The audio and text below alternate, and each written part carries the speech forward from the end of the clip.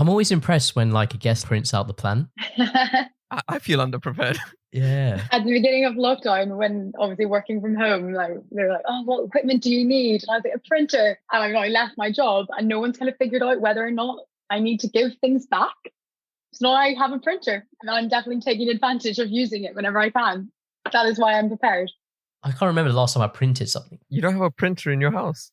No. Don't you ever need to print the return labels like the Amazon return labels? That's all done on the app now. You just scan the code. You still have to print the label. No, they do it at the post office. And anyway, you didn't have to print it off anyway. They just peel it off the return thing and stick it on. You may have limited options in your area, that's why. You're not in London, innit? That's why. I mean, these options are better. I don't need to print it off. Hello, and welcome to another episode of The Third Wheel. I'm one of your hosts, Aaron Conway. And I'm your other host, Hamish. Today we're joined by a call out from Rahini's episode and co-founder of the Visible platform, Olivia. How you doing, Olivia? And would you like to introduce yourself? Yeah, good. Yeah, my name is Olivia. I'm 25. As you said, I'm a call out from Rahini. Rahini and I know each other from uni. We went to King's together in London. And now I'm here to talk about Visible platform and basically what we've been getting up to in the lockdown. I guess like Rahini, you said there you met her at uni. Did you do the same course? No, we lived together in first year. We were in the same halls. I remember like arriving a day late as well. So I think like for that whole day, everyone thought that I was going to be the ghost in the apartment because they're like, she seems so quiet. Why do we hear no sound from her door? And then I like came through the door and they're like, oh, she actually hasn't arrived. And I think we went to Freshers Fair together. And then they did like a treasure hunt as like a Freshers intro that I had missed. But Rahini was on like a mission to win it and obviously won. And it was like tickets to Fabric. So like me, Rahini and another one of our flatmates all went to Fabric together. And it was like my first night out in London. I was like 18 years old. It was like, what is this? I haven't heard of it. Is it a good club? It was such like a mix of people. So I think from there on, we've been fast friends. Fabric was the place that I always like, I know it was always known as a place where like people just went to do drugs and stuff. That completely went over my head when I went the first time. I know, like, since I'm like, yeah, I've been there. When he was talking about that, I was like, so Rahini wasn't actually someone we knew either. Rahini was friends with Ria, who we knew. So I was just wondering, is that like the first time we've had like a call out from a call out that we didn't know? If you butcher this, Aaron, that guess is gonna get at you. So well done. No, that's like a pretty. The network is expanding. No, I've realised it isn't. It didn't take me long to realise I haven't. And you mentioned there as well, co-founder of Visible platform. So yeah, would you just like to, I guess, just give us like a bit of a rundown of what is Visible? Yeah, so Visible platform is a space for people to report incidents of sexual harassment on the London Underground. We hope that it can be any transport eventually, but we're sticking with the London Underground to kind of make it perfect. And we accept any report, like doesn't matter what happened, what your definition of harassment is, or how long ago it happened. It all came out of a place of, I was on a tube going to the airport and like, I remember this guy just like staring at me and it was like disgusting leering. It wasn't just like, oh, I've zoned out and I'm accidentally staring at you. There was like licking lips and I had like my suitcase like in between us. And it was the weird, like, he's not doing anything, like he's not encroaching my territory, and there's so many people around, like you don't want to make a scene, but you just feel really gross. And I got off the tube and I stopped and thought, I wish I could do something. Like, I wish I could report it, but he just stared at me. Like, if you look at like CCTV, what can you really do? And I don't want to waste police time and like all of these thoughts that go through your head of like, what can I do? So I like rang my best friend. Release of just talking to someone could be like, yeah, that's disgusting, or oh my God, that's just so annoying. And on that phone call, we were like, I just wish there was like somewhere I could report like any incident of harassment. Like I wouldn't have to feel bad about thinking it wasn't serious enough. And like we could collect this data because so many women must get harassed without reporting it because they don't think it's serious enough or they don't think it's like going to change anything. So we're like, oh, I wish that existed. And she replied just saying, well, why don't we make that? And that was when it started. And that was like August 2019. And then from then it just, I guess, spiraled into something so much bigger, which is really exciting. And I think we realized that there's a gap there because like even though I'm talking to my friend, there's no data there. Like that incident isn't getting recorded anywhere. And we wanted to provide a place for women or anyone else who gets harassed to report their incident in the same way you would tell your friend, just to get that release and to know that that report is being listened to, but without the, I guess, pressure or stigma of like, oh, was it serious enough? Or I don't want to waste people's time. So we've really tried to make this reporting feature that works for the person who's been harassed. Like we want it to be really easy to use. Like when you've been harassed, that's already a burden. That's already something that's got in the way of your day. And the last thing you want is then for you to have to jump through circles to report it. You want it to be a really easy, slick and smooth process. That's what we are trying to create. Yeah, I went onto the website and then you've got like a big report button at the top and in the middle. And it's just like, you don't even need to like fill out an account or anything or sign up. You just fill out a form. Exactly. So we've got like the website where you can, as you say, you can go on and click the report button. And then we're in the process of developing a chatbot, which we're using Facebook Messenger. Because again, the idea of that is most people have Facebook Messenger on their phone without having to, download another app. And you can report an incident as it's happening, or you can report an incident that's happened in the past. And you can also report an incident that you're witnessing, which I think is like really important. There's been so many times where you maybe see something happening, but I don't know, for so many reasons you don't get involved. Like you don't want to make it worse, or you're scared, or you're not sure what you could possibly do. And knowing that there's a place that you can report it, say, I saw this happening, and we, ask you things like, where did it happen? What time of day?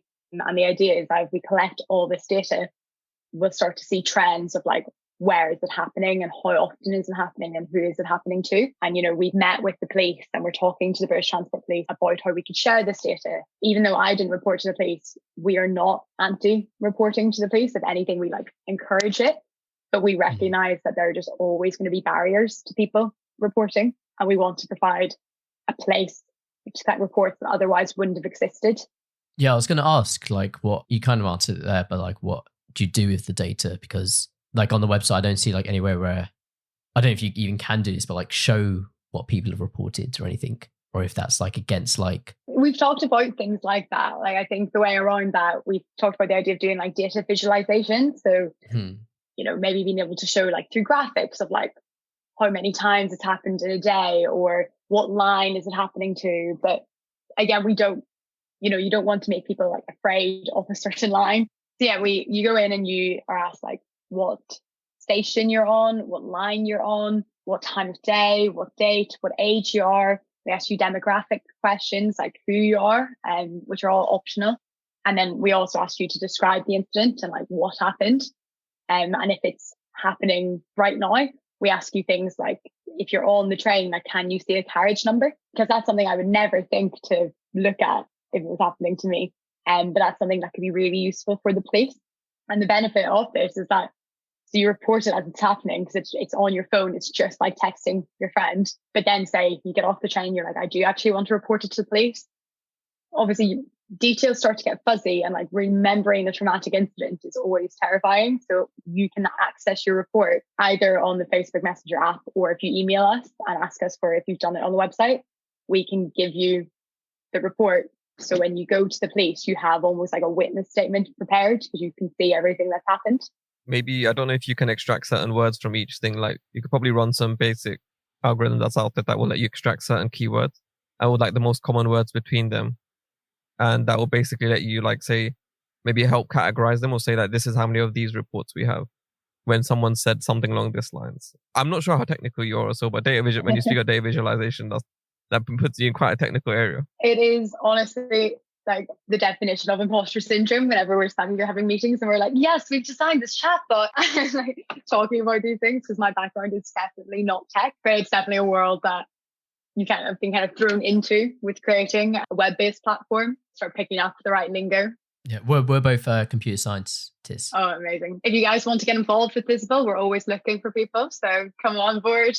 I was going to say, I'm a web designer, web developer. I was saying the website looks really nice, really clean. Thank you. And like easy to use. Yeah, Aaron doesn't like anyone's website looking better than his. So if it does. No, that's cool. From like a business point of view, like how did that all? So you said at the very beginning, like how you're on a phone call to your friend and you're kind of just like, okay, let's start this. What was the next step? It honestly feels like so long ago now, and everything has just gone so quickly, so it's hard to remember being back at that stage.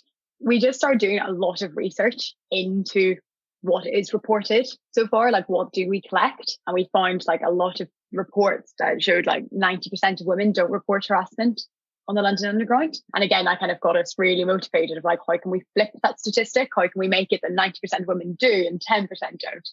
And thinking about all the different reasons that women don't. So we try to just do a lot of research first. And then we created like a survey to go out to some of our friends and then friends of friends. And we sent it to a bunch of different university groups just to get people to fill it out about harassment on the London Underground. And like, again, why don't you report? What would make you want to report? And seeing what was missing. And then from that, we designed the website, and we use a type form on the website.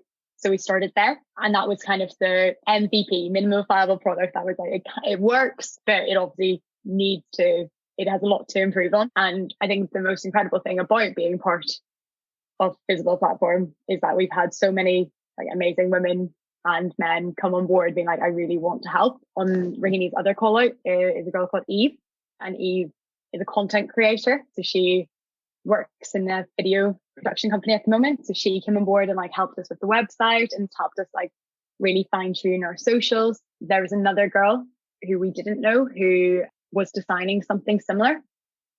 And someone put her in contact with us, and now we're all part of the same team. Oh, that's cool. Yeah, her name's Natasha, and she's a UX designer. So again, now we're kind of putting all of our different experiences and skills into creating this. Now I think we've got like a really slick website. We have a reporting, we have a community of women now, like especially on Instagram. There are so many like-minded organizations that are trying to end sexual harassment. We have things like Our Street Now or Cheer Up Love and all of these. And Cute Cat Calls that all have like 20,000 followers. And even though we have a few hundred, they're still like promoting us and like vice versa. And it feels like a really like supportive community of like, we're all working towards the same goal. So that's how we went from, I guess, an idea to this big. Now we actually have things that you can use, and we have databases for recording all the data and keeping it safe and protected. Yeah, I think the big missing factor is funding. So if anyone is listening and wants to fund us, that would be great, because doing it after work is fun, but it would be nice to do it if it was a full-time job. Yeah, I was going to ask about funding and like, is it just going to be like non-profit? At the moment, I can't imagine an obvious way to earn money from it. The way we're thinking about it at the moment is like very much we'd like it to be a business, and we've seen different, like the crime survey for England and Wales, they hire different organisations to collect data for them in different respects. So we would love to be able to collect data and be able to sell it for things like that, or for like researchers or think tanks. But we're applying for different kind of accelerator programs that put funding in and help you kind of create that business model and make it really strong. Earlier you said about as well the way you report it, you give the report or the witness statement back to the person to go to it. So do you ever report it to the police on their behalf? Because wouldn't that make it easier? We've said that we can, but we definitely, at the moment, I think that's more of what we'd want to go to, but we need to have that arrangement with the police. We've talked about it with them, but we haven't put anything formal in yet. So we're working towards seeing what that would look like. And at the moment, we just say like, we can send you a report if you want to take it to the police, with the view that one day we will be able to just do that. Also on the website, I see, I'm always impressed when I see this like featured in or as seen in, and you got like a few like magazines and The Independent. Do you see when that happens? Do you see like a boost in usage? 100%. As we said, we got the team is like, it's me and my best friend Kate, and Kate is now working on it full time from Gothenburg. And then we had Natasha, Reese and Eve all working on it as well. And now we've got someone called Stephanie. So this is a really, really hardworking team. And I think throughout like meeting different contacts, we got in contact with a group called We Can't Consent to This. They were campaigning to get rid of the rough sex defence. Okay. Which is an incredible cause, and they're really, really powerful. And they gave us a few contacts with The Independent. So we emailed one of them, and they were interested in the story. And I definitely think the way we've like handled our first interview compared to like our most recent, obviously the first time we were like, oh my God, someone wants to listen to us. We were like, here's all the data, like here's everything. We're so excited. And I think now, like kind of as you said in the beginning about knowing like what, your script off by heart or feeling comfortable. It used to be, we were like, okay, do you know what you're going to say? Okay, physical platform is this. You can report harassment. And now like we're like, oh yeah, this is what we do and we love it. So we did see a bit of a spike in the Independent. And then we got the New Statesman, which again was so exciting and really loved the article. And then Stylist magazine, which I don't know if either of you read. It was like my go-to. It's probably the only magazine I read like religiously. They used to give it out free at the Tube every Wednesday. So that's always been like a little bit of the pipe dream of like, oh, we could be in Stylist magazine. So when we actually got interviewed by them, it was like a dream come true. We were like, oh my goodness. And from, I think all of the articles, we definitely saw a spike in people visiting the website, but especially the Stylist one, because it was just so, I think just the nature of the magazine, people share it a lot and get really excited about it. Do they still give it out on the Tube?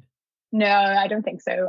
You can subscribe. They've got a completely online version now. And then the Stylist that we were featured in, they've got a website separate from the magazine. So it was the website that we were featured in. They also send hard copies to your flat if you subscribe. So yeah, they're getting there. They're still making sure they're in everyone's consciousness. Yeah, and I guess the funding side of it, you'd need that for like advertising and just getting the name out. Because I imagine something like an ad on one of the trains would be like pretty massive. Exactly. We talked to TfL like way back in the beginning. So we're definitely very open that we're here and this is what we're doing. So hopefully that is something we could look into doing. I think that the like most exciting thing about it is that because everyone knows that this is an issue, people are generally really willing to listen and think about ways that we could make like solve it and like how could it be supported.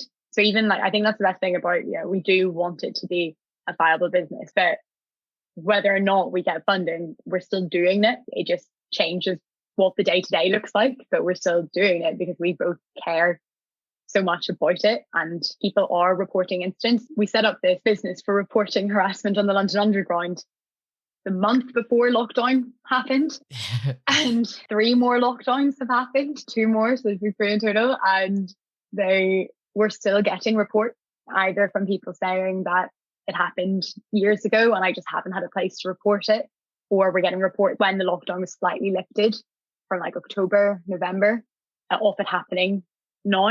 So, like even in a pandemic, it still happens. It doesn't go away. So I think there is an appetite for something out there, for a space for people to report incidents. I feel like even with some of the girls that we speak to, like they'll like just normally say like, oh, it was just a creep on the train or something. But like, how do you get rid of that mentality where it's normalized? Like, what would you say to them to help push like these acts to like make it stop being it normalized and get rid of it entirely? Obviously, you may not get rid of it entirely. That would be really nice, but you may be able to stop a lot more. So, what would you like say to them? I think that's like such a good point, because that's exactly what we're trying to do, because it is so normalized, and that's partly why we don't report. What we always say is that it's not normal. We tend to like our bar for what is harassment is so much higher than the legal threshold, and I think from speaking to friends similar to yours, where it's like, oh yeah, but he stared at me, but at least he didn't touch me. It's like, oh yeah, he grabbed me, but at least he didn't follow me. Like, he followed me, but at least I got away. Like, it could have been worse. Like, there are women who have it so much worse. And I think like this escalation of how bad it has to be seen as worthwhile reporting is what we're really trying to like get rid of. And that's one of the reasons why we say we accept every incident, because it all plays into this wider rhetoric of people being harassed on the Tube and just women in public life. I think like when I've told people about what physical is, a lot of the times we do get women who are like, oh yeah, that's happened to me like so many times. Like, and we're hoping that just by providing people a space that it's completely acceptable to report it. No one's going to ask you, was it serious? Was it a significant incident? Because as soon as someone asks you like, was it serious? You're like, well, no, sorry for making a fuss. So we're trying to just get rid of, we accept everything, because we honestly, like, it's not just a slogan. We genuinely think everything is important because it all feeds into this picture. And I think it also like adds on to like, even though it shouldn't do, it adds on to like a shameful or embarrassing, I think, thought process. But Yeah, so like, I don't know, is there any other words that you could add on to maybe help make them think, like maybe at least think twice about it and then maybe, try and report it. I don't know if that sounds right. I don't know if that even made sense. I think there is a lot of shame. I think, for a whole host of reasons. I think like, even though we never ask what you're wearing when you're harassed, we do not care. So many reports, people reference what they're wearing. It's like, oh, it happened, but I was wearing a hoodie. Like I thought I was trying being to like sensible. justify it kind of thing. Yeah. And it's really sad because people are saying things like, oh, I thought I was dressed sensibly, or I wore this so it wouldn't happen, or like, well, I guess I was wearing something revealing. But and it's like, oh my goodness, like that's so ingrained in our brains that we think that even though we don't victim blame, don't victim shame is such a thing, it's still there. And I think that comes across in the ways that like in all the things that we do to mitigate against harassment, like, oh, I don't get the tube after this time by myself, or I make sure I'm with someone, or like I always make sure I'm wearing like a coat. So I completely agree that there is a lot of shame. And I think, again, that's just, we are trying to like make visible like the new normal. So, where everyone's talking about like, oh, when we come out of lockdown, like what are the things that we will keep? Like what are the things that we will continue doing? And maybe it's like, better working balance from home. And we definitely, and when we've said to TfL and British Transport Police, we want Visible Platform to be part of the new normal. It is normal to report harassment on the London Underground. Like it is normal, like you're not alone. And that's part of the story of building a community of women who all know that this exists, in the same way that like everyone has City Mapper. You all know that if you're lost, you can just go on City Mapper and find your way out. We kind of want to be a similar thing of, everyone knows that we're here. We know that there's going to be support, and reporting harassment on the tube should be the normal, not being harassed and just thinking that like, oh yeah, but that's part of being a woman in London. Like you just have to get over it. We're really, really trying to create rhetoric against that. That's a good like marketing line when lockdown lifts, like the new normal, visible. So currently it's only TfL, I guess. And will it ever expand to, the Virgin trains and everything, London Midlands, whatever it's called? Yeah, we really hope so. We're in conversations with people who work in like, I'm trying to think what the company is now, but like there's the Rail Delivery Group and in different transport networks. I think one thing that is like really open, we had no idea how excited people got about trains. And every time we have a meeting with like someone from the Rail Delivery Group or from these train organizations, people love them. And like, we're all saying like, are we starting to love them? Are we going to be train people now? So we're starting to have those meetings now and thinking about, different rail providers have talked about putting our like posters in their bathrooms. So that's definitely something we want to do. The only reason, and we have had people who have reported incidents say like, oh, why aren't you on the buses? Or why can't I report a train? And only reason is because we want to get the questions we ask and the reporting feature like perfect. We want to make sure that we're asking the right questions, we're collecting the right data. So then once we have the base set, we can then expand it to meet these different network needs. And the tube is quite an easy one because obviously all the lines and stations, it's quite an easy one to base it off, and then we can expand from there. Yeah, I guess it is kind of like a model where, I don't know, you can expand it in so many ways. You even said like you have a friend who's working on it in Gothenburg in Sweden. Yeah. So like it could potentially even be something that goes like international. If it's like, you mentioned at the beginning how you want it to be so simple, you're just filling out kind of like a form and reporting. Yeah. So going back to what you said before about like how it went from that idea to something more, there was another app that I followed, shout out to them, called New Wardrobe. They're a clothes sharing provider. So instead of selling clothes, you can swap them or you can just borrow. So it's a really, really cool idea. But I remember it started in Trinity College Dublin, and I only heard about it because I had a few friends who went there and they were tagging their dresses as like New Wardrobe. I was like, oh, I want to buy that. I was like, oh, I can't. And I remember seeing it from just like a really ordinary Instagram to then a few years later, it looked like this really slick business. And I was like, wow, how did they like do that? Like, that's so cool. And I emailed the founder and just kind of out of the blue, like, this is what we like, this is who I am, this is our idea. We have no idea what to do with it. Do you have any tips? And she got back to me and was like, oh, hey, do you want to meet for a coffee after work? And she was based in London. We went to the Shoreditch Grind, had cocktails and just talked about like how to build a business.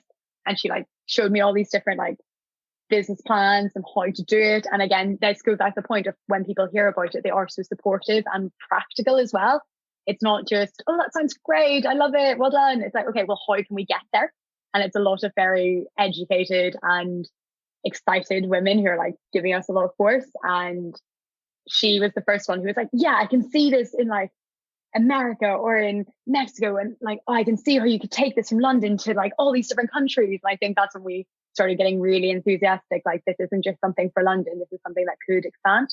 No, that's really cool. I love hearing like stuff like that where just like people helping other people out. Mm. You mentioned you touched a bit on like COVID. Did it give you like time to kind of work on it a bit more, fine tune things, I guess?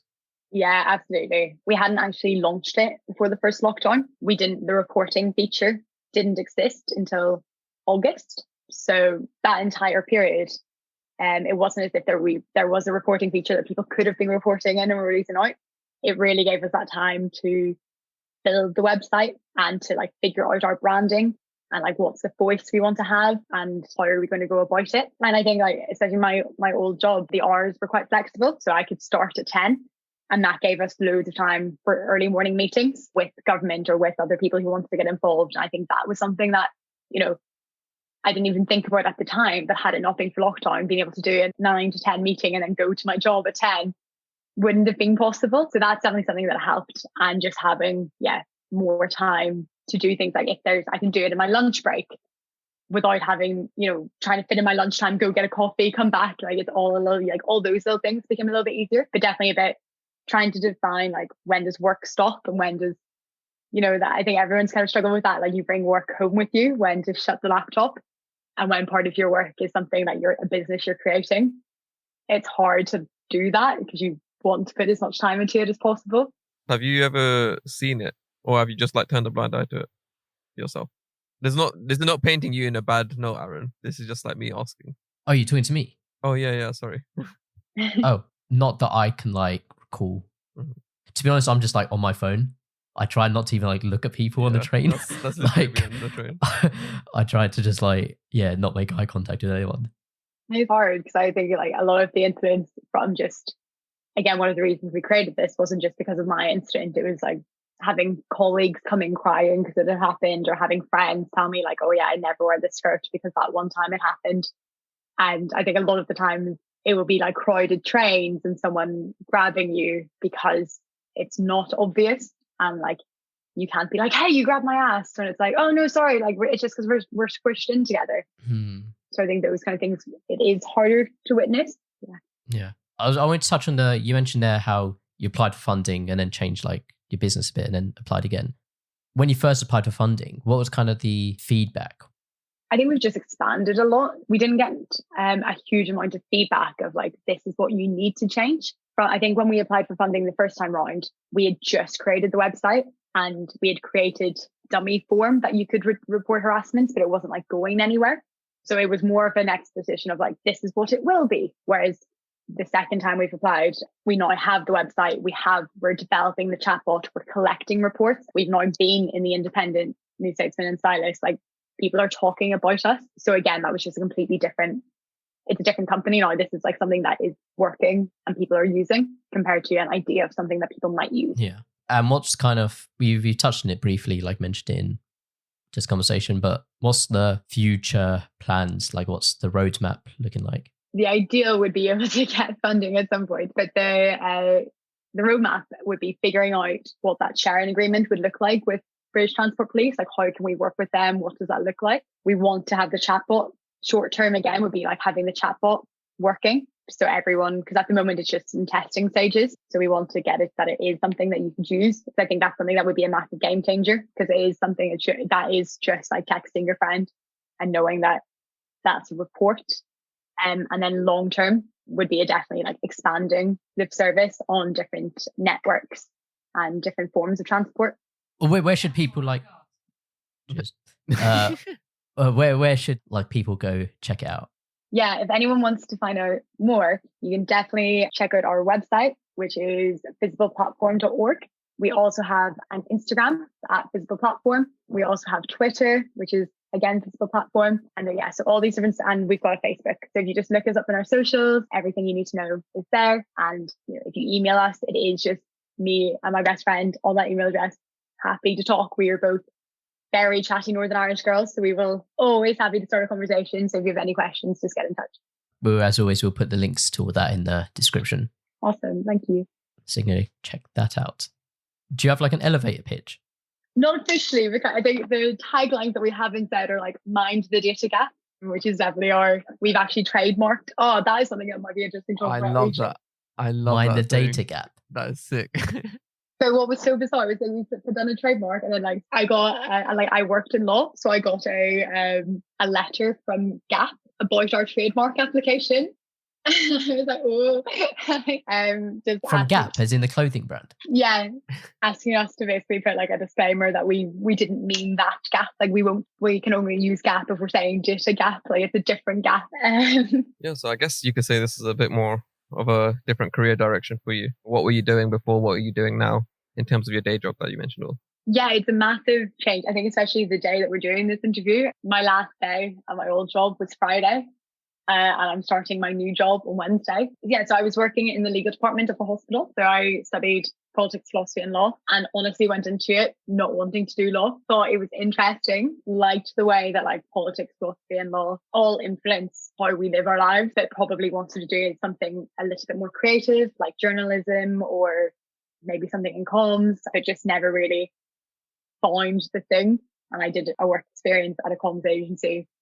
And it was, I guess, a cool experience, but like they were doing things like PR for Coca-Cola, for Facebook and all these like big names, really exciting. And I just couldn't care less. I was like, I do not care about making these companies richer. And I just found it difficult to motivate myself. And I think Visible was such a good, I honestly couldn't have seen it coming, but it showed me, as you guys kind of hinted at the beginning, this techie world, a world I would have never have looked into, but it introduced us to the Tech for Good movement.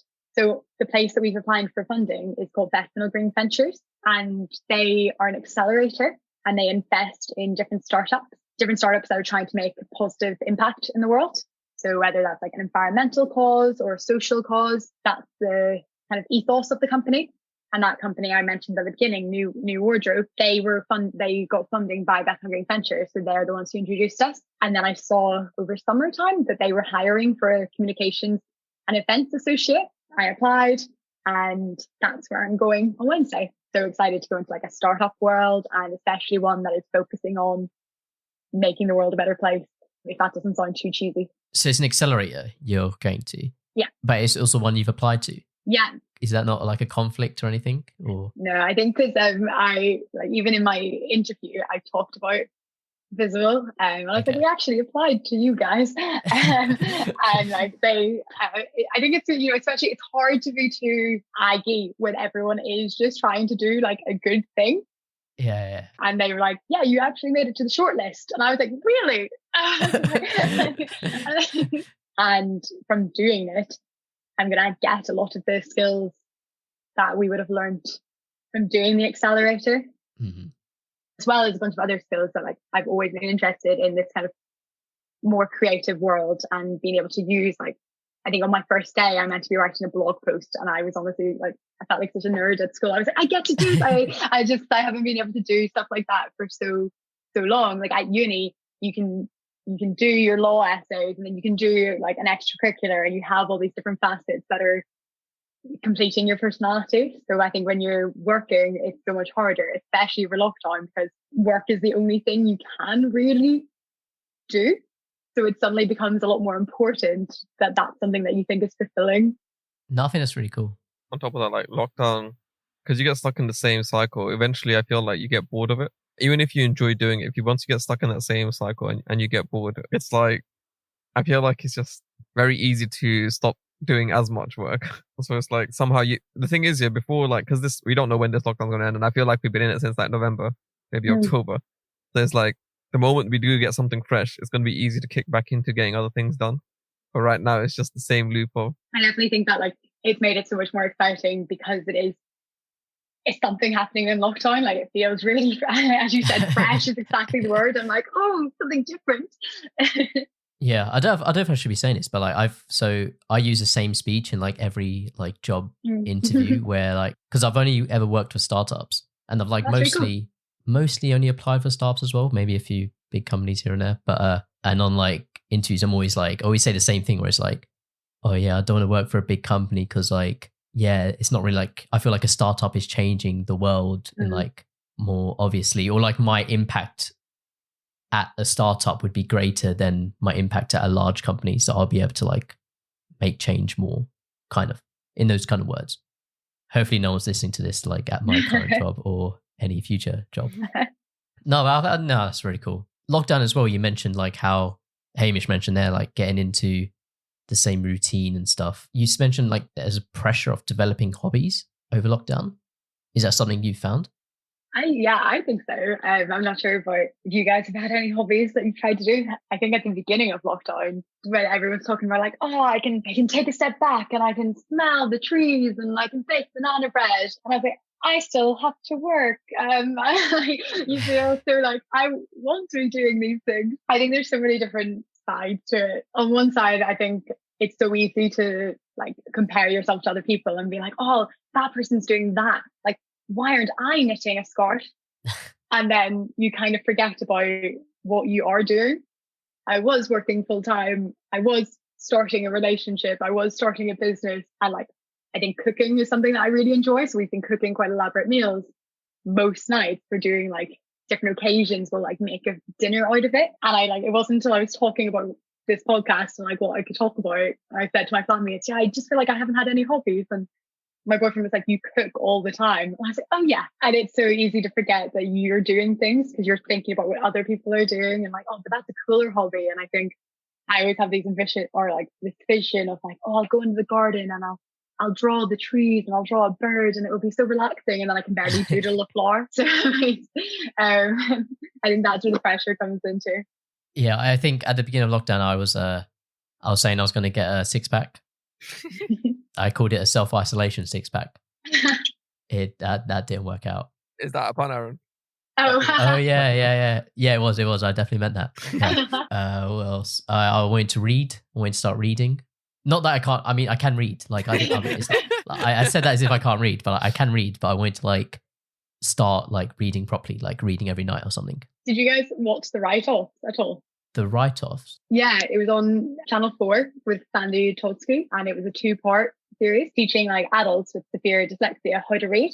So they all go through like a test at the beginning to determine their reading age, and some of them are like 60, 50, 40, maybe 20, and all their reading ages are like 4, 7, maybe even younger. Like it's really, really, really struggling. And they go on an intensive course, and they also do these different challenges, like going to the supermarket with an ingredients list.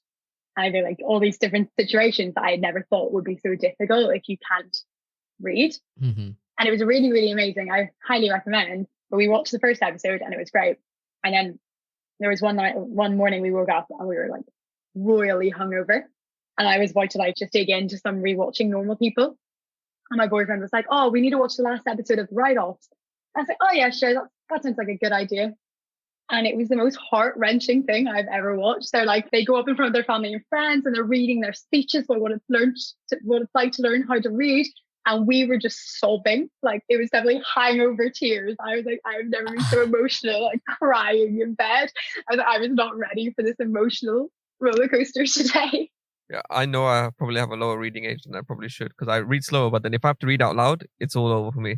Like there's been instances where I tried to read something out loud or like a scripture, whether it's like at uni or on the podcast actually, and it's just gone south. So I just don't read out loud on the podcast of anything. I just make someone else read it because I know it goes wrong for me. I would like to probably fix that, but the only thing I think I'm going to read is Yashas book. If Yash is releasing a book on mental health, check it out. If it hasn't for some reason released, edit this out.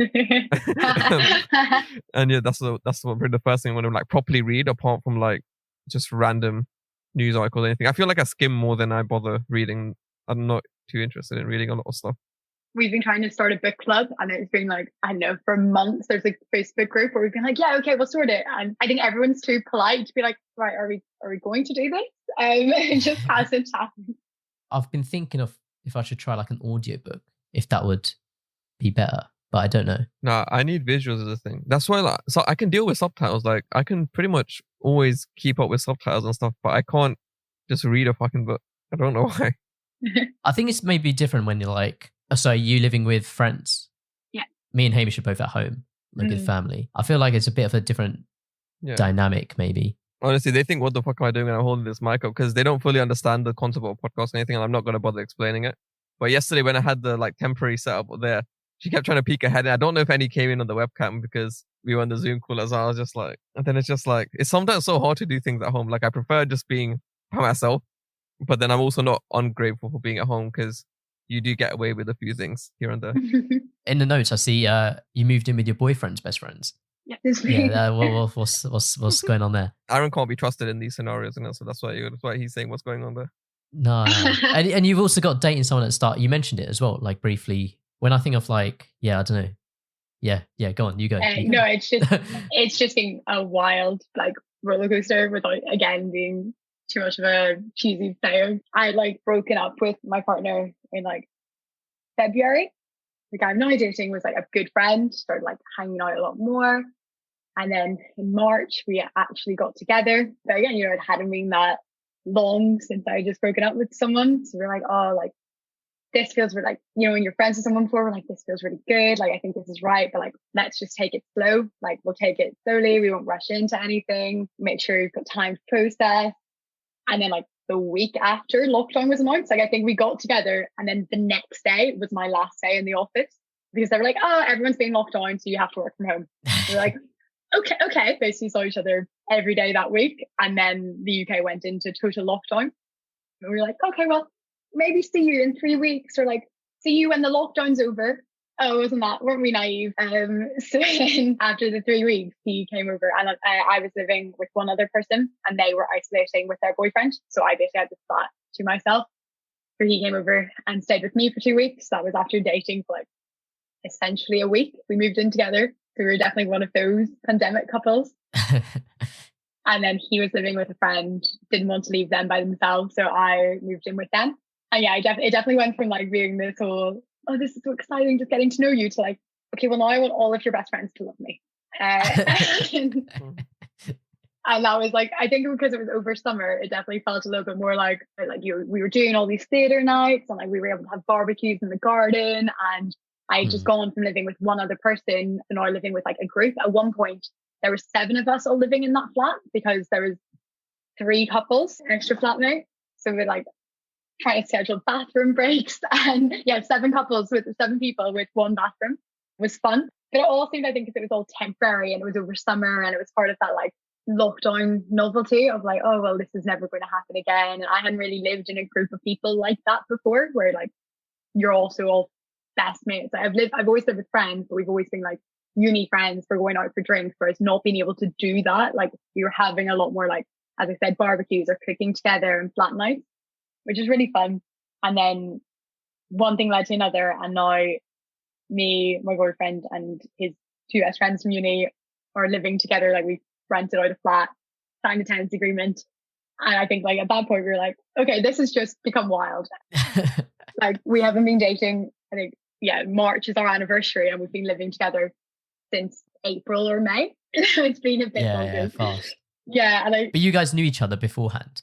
Yeah, we actually met through Rahini. So on the thank the gal for introducing me to everyone. Just shout out to the brothers for making out the friend zone. Okay. Play the long game. But yeah, I think it's been an interesting experience. So then, obviously when you start dating someone, everything is like so exciting and like the sun shines out of their ass. Like you just think they're like class. And then you get to know everyone's flaws and you can't really hide them when you're living with someone. I think normally that happens over a longer period of time.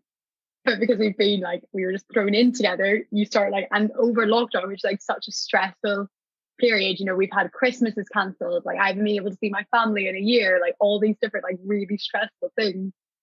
And you're still trying to be like your best self. And then you obviously like have a bad day and you're like, oh, you're seeing me. And I think that's like compounded by the fact I'm living with like his best friends. So I'm like, oh no, they're going to think I'm like insane. So I think like that's been the hardest thing is that like all of your emotions are exposed, like completely exposed. Like if you're having a bad day or you're in a grumpy mood and you can kind of get away with it when they're your best friends, you can be like, oh, like, sorry, I'm just not having a good day. And you know that they love you and they're going to understand. But when you're like still trying to make friends, you're like, oh, they're going to hate me. But I think like generally everyone is so lovely and we're all going through like lockdown together. So I think being able to we're doing like Saturday flat dinners, and we're doing like, we've had different, like people have gotten new jobs, or people have gotten increased salaries, or people have gone published in their PhDs, and we've been able to like have people to celebrate and like get a bottle of bubbly and be like, oh, like make an occasion out of it. So I think we're all very like really grateful, and like we're in a 3-bed house with 4 of us. So we've been able, this is actually a 3rd bedroom that we were able to turn into an office. So now we have like an actual space. So I think we're all like insanely grateful that everyone is nice as well. And it helps that it's 2 couples, because I think like it almost makes it like less space if you're taking up less space, because it's not 4 people all trying to make their own space. It's almost like 2 units. Yeah. And nobody's third wheeling. No one's just like chilling on the side. I think there was like a really great moment where like one of so my boyfriend's called Duncan, one of his best friends is like an epidemiologist and works in like data, and he got in touch because he wanted to help out with Visible, and he helps us with some of the data stuff. And we were having a team meeting because obviously we had all these different people coming in from different friends, or different like just reaching out. And so we were going around and introducing. And Reese was like, oh yeah, I'm really good friends with Liv, and I know her boyfriend. And I was like, I've made it. He said I was the friend. And I think like success. Genuinely. And yeah, I definitely think, yeah, it's made that like jump from being like Duncan's girlfriend to like also their friend go a lot quicker, which has been a lot of fun. That happened with one of the friends in kind of like our group. So we kind of had like Friday night social / games night. And as our in-house counselor there would say, you were in the honeymoon phase. But yeah, basically one of them was like, obviously, like, I guess we were all really good friends with obviously our friend. And then when she came in as the girlfriend to that, but then she just became like their own entity anyways, because we weren't like always going to tag her as, you know, this person's girlfriend or so on. Yeah. So like, I mean, obviously we don't live together, so that's a different dynamic. Like I don't know how that would ever work. But yeah, like that's quite good to know, because I know she also did say it was overwhelming when she just joined into one of the social nights, and it was just like 7 or 8 of us. It's overwhelming because everyone has like a shared history. So like, and that's something that I'm not part of. That's not necessarily, it's not a bad thing. It's just, I think overwhelming is the word, because you're like, so especially at the beginning, we were like, oh, I remember before when we realized that it was going to be the 4 of us living together, I was actually meant to live with Duncan and one of the guys before. It was going to be us 3 and Rahini, and the flat fell through. That's how I met them all. So we kind of, when we ended up living together, we were like, oh, well, this is what was meant to happen anyway. And then the other guy's girlfriend and we were like, oh, let's have a coffee date. Like, we should actually probably hang out before we live together. So I think like all of it's been, yeah, I think that's made it feel like slightly less overwhelming. And I think, yeah, at the end of the day, we're all in like a really, like the rest of the UK and most of the world, we're in an insane situation. And so even like moving in with your boyfriend's best friends would be a weird situation. But everything is weird in lockdown. Like there's always going to be things that you have to do to get around it. And it's the thing that works.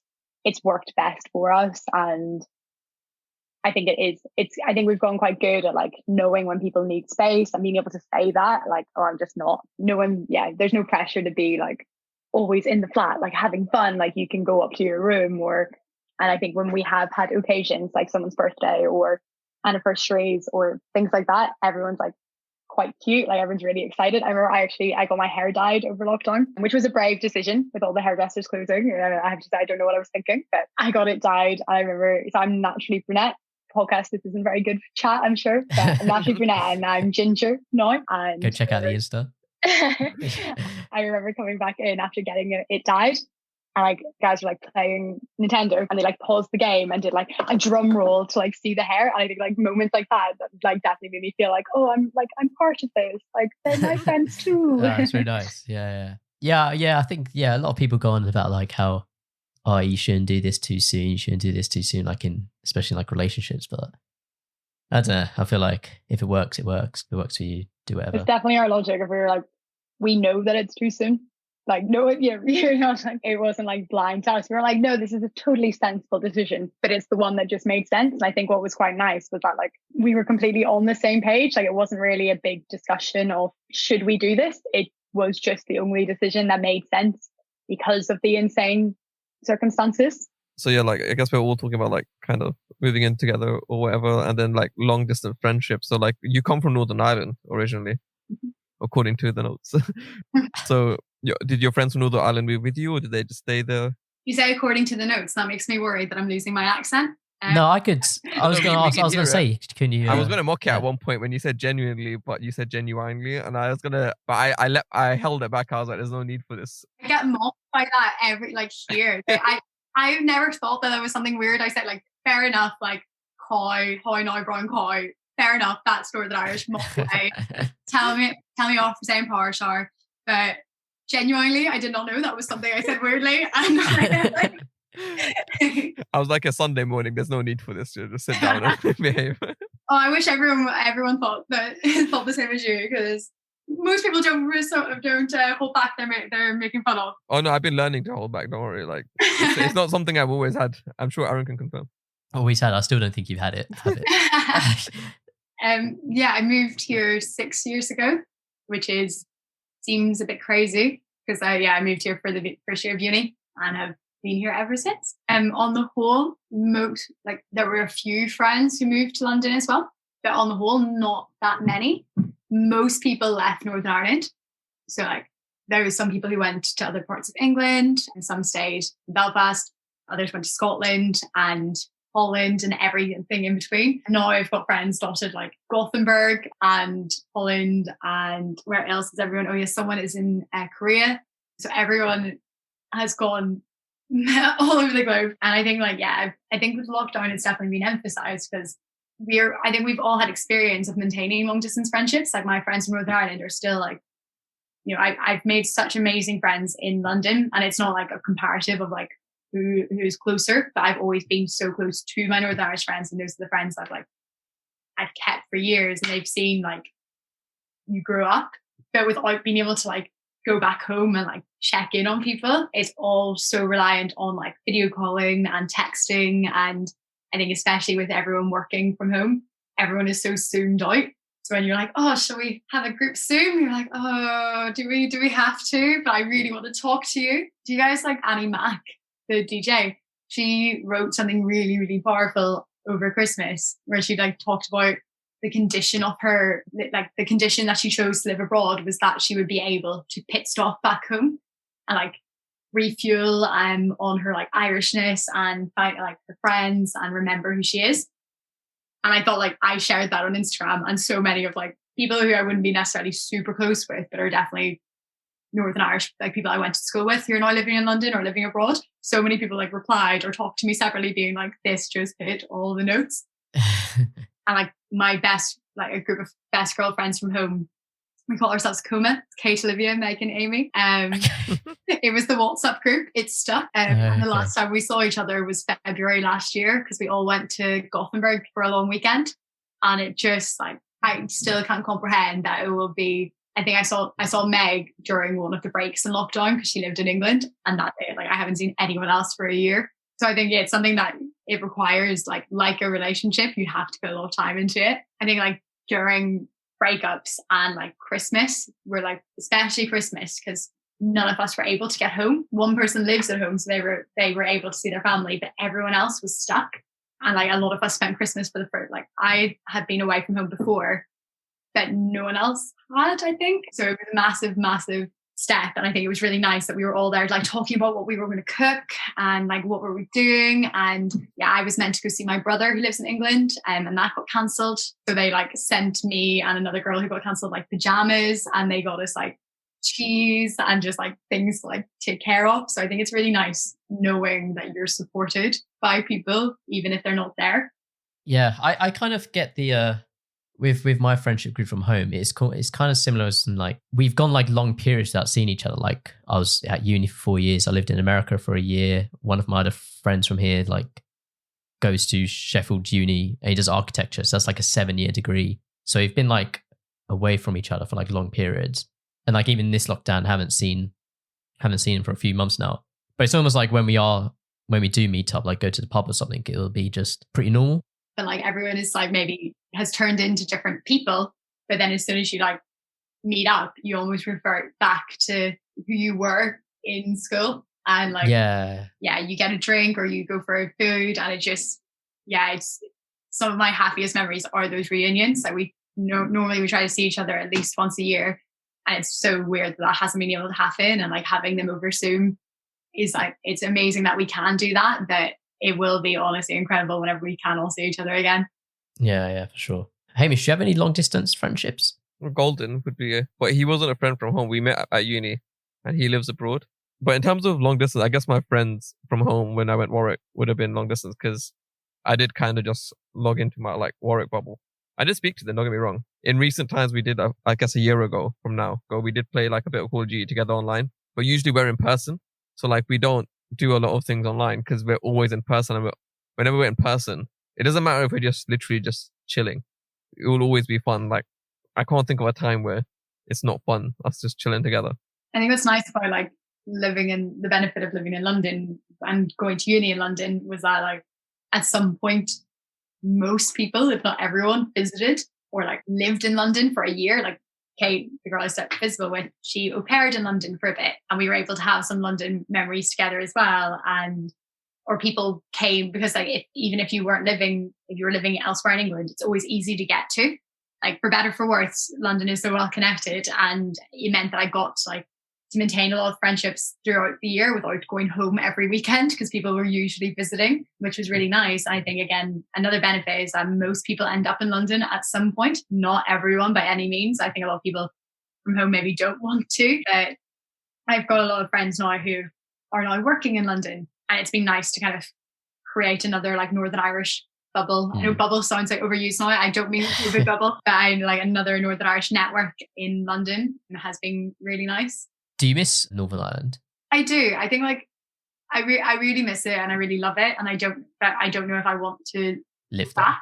Yeah, and I think it's difficult because like the first year and maybe second year of uni, everyone went back for the same holidays. Like everyone was always back for Christmas, everyone was always back for Easter and summer. So that's true. Yeah, but I think when we got further into uni, the overlap became slightly less. Like Christmas usually. But summer, it was always like people would go back for like a week or two, maybe not necessarily the entire summer because people like had summer jobs or were traveling. So you like were trying to overlap with everyone. So I think like I really, really miss Northern Ireland, and like some of my like fondest memories go back to like being in like 6th year and being with all my friends there. But I also like love London and where I am now.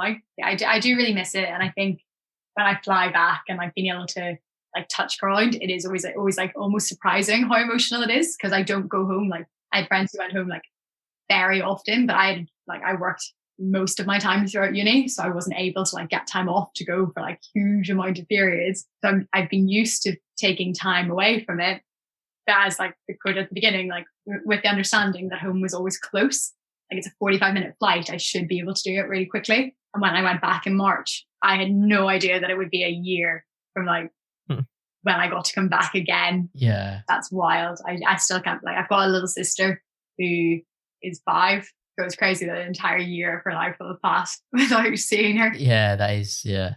When I lived in America, I didn't come back like to the UK for the whole duration I was there for a year. And then when I came back, I was genuinely like quite emotional. Yeah. Yeah, just home really. And like I'm so excited about, I keep on talking like, oh, when lockdown's over and like people I'm living with now, those boyfriend's friends that I'm making mine, I'm like, oh, you have to come over, we'll do a pub crawl. And like, I just really want to be able to like, I want there to be a big party with everyone. It's just like to everyone to meet. But I feel like we're just going to have like a month-long party for everyone to meet everyone. To be honest, you know, the Friday night thing I was just saying about like the April 2020, I was planning to organize like meeting up those particular friends groups anyways, or those people. But then it just happened online because obviously everything happened. And yeah, like since then, I don't know. Yeah, honestly, I just want to meet people in person again. It's like, there's only so much we can do online or sit like this. Yeah, like there's so many walks you can do. When I was leaving my job last Friday, my old manager drove over to my house and dropped off like a bunch of leaving presents from the team. But it was a complete surprise. So she like knocked on the door and I answered in my slippers. Luckily, I was like well dressed everywhere else, but I'm like right now I'm also wearing slippers. And I like opened the door and she was like, surprise! And like had like 2 bags of presents that she left on the door. And it was honestly like seeing another person. I was like, I haven't seen you in a year. Like, what? Like, I was like, this is so exciting. You're in the flesh. It's not a screen. That's really nice. My friends say I've got live luck. something amazing. Like I'll get some really, really good luck, and then something just like absolutely fucked will happen. Like it's like no in between. Like I'll get a free coffee from Pret, and then my laptop will break. Like there's nothing in between. Yeah, awesome. We've covered quite a lot of bases today. Should we start to round up? Sure. Yeah, so we sent you a plan. So you got like the kind of layout of how this ends. So we got like some final questions, a call out, and then a shout out to end it off. So the final questions we have, first one is one word you would use to describe yourself. Yeah, the phrase I would go for is like definitely cold hands, warm heart. I am cold all the time. I have like, my hands are freezing. That is why I'm inside the heater. One year, an old flatmate, he tried to get me a Persian cookbook, but he accidentally ordered it in Persian. Okay. He was like, oh crap. I was like, I can't give you this. So instead he sent it back and got me like a mini heater for my room.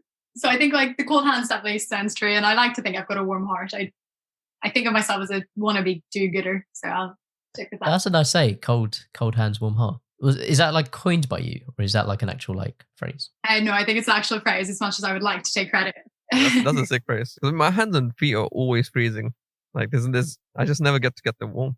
I think it might actually be my Instagram bio. The second question is, what's on your bucket list? I think my bucket list has like become a lot less exciting since lockdown. Now it's like, I want to go out for dinner and I want to see someone in real life. I think most of my bucket list is definitely revolves around traveling. I think that's the thing I miss the most, being able to travel and plan holidays and see interesting parts of the world. Any particular place? I watched a documentary on Cuba recently. Okay, yeah. Cuba and the Cameraman, if anyone is looking for watch recommendations. It was amazing. And I would love, I touched on the beginning, I love cooking, I love food. So going to places like really intense cultures, I always think it's really interesting. No, wicked. Number 3, and this is a question we ask every guest, is what's been your most memorable third wheeling experience? I actually do have a story for this. I went to the Record Lake Lodge with a friend a few years ago, and she was like, oh, I'm going to head home. And I was like kind of fancying another drink. And 2 of my friends from uni walked in, and I was like, oh, like my friends are there. Like, oh, don't worry, I'll just hang with them.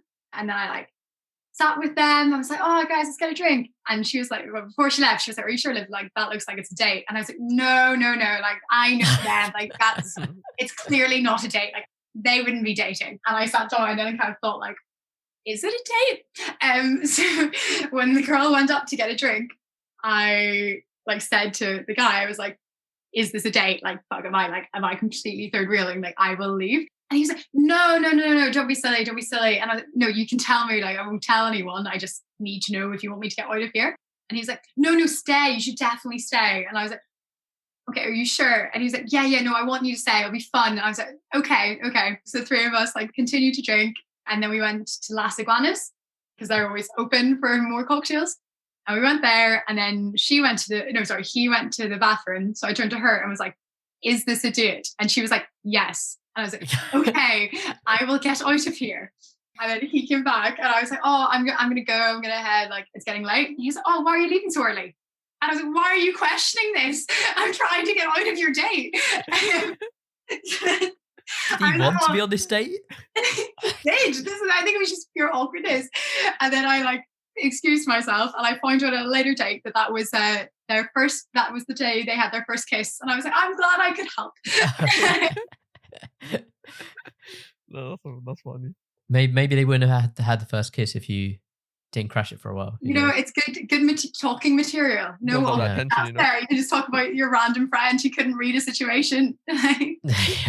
Yeah, the next section is a call out / nomination. So you can call out one or many people to hopefully come on the podcast in the future, and we'll just add them on the socials or so on. Yeah, I'll call out Duncan Watherspoon. He is my boyfriend, but he's doing cool things with his PhD. And I also think he'd have a lot to talk about. And I want to hear if he's as nice about me on his podcast as I was about him. Cool, awesome. Yeah, we'll tag him in your episode. Last bit's a shout out. So basically, anything you just want to like give a plug to, now's your chance. So yeah, Olivia, anything? Oh, definitely visible platform. If you think it sounds interesting, please share it amongst your friends, especially. Yeah, you can find us on the website, Facebook, Twitter. Instagram is probably where we're most active in terms of socials. So please do share posts. Just let people know that we're there, because we want to help, and the more people who know about us, the better. Yeah, awesome. Hamish? Yep, I was going to shout out a song by Be Young called Ride For Me, and obviously visible platforms, so go check them out. Aaron? Yeah, cool. I'm going to shout out, same thing I shouted out last week, and Hamish shouted out in like middle of the episode. A good friend, Yash, guest on the first episode, released a book, or wrote a book and like released an ebook called Dear Depression. It's almost like kind of like a diary, like a collection of letters like that he's wrote to himself. So yeah, go check that out. And it should be like available on Amazon. Link for that will be in the description. So, and I think all the money is going to good cause as well. Awesome. Thanks, Olivia, for coming on. Yeah, nice meeting you as well. Thank you for having me. Yeah, nice to meet you guys. I hope everyone's enjoyed it. And yeah, all links to like visible and everything will be in the description. And yeah, I think I already said hope everyone enjoys it, but I hope you enjoy it again. And yeah, we'll just speak to you next week. All right. See you, everyone. Have a good day. Bye. Bye. Peace, risk, never too hard for the peace. I've seen some things, my brothers, they losing their peace.